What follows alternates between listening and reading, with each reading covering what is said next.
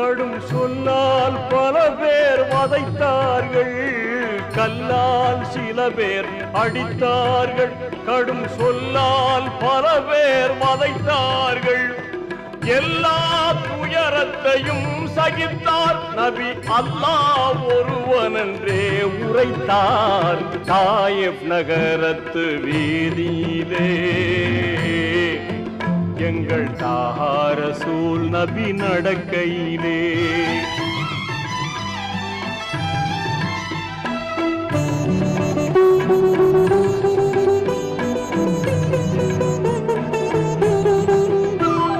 விதவைக்கு மனம் வேண்டுமென்றார்,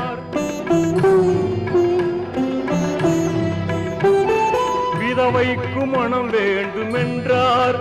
தீய விக்கிரக ஆராதனை கூடாதென்றார். விதவைக்கு மனம்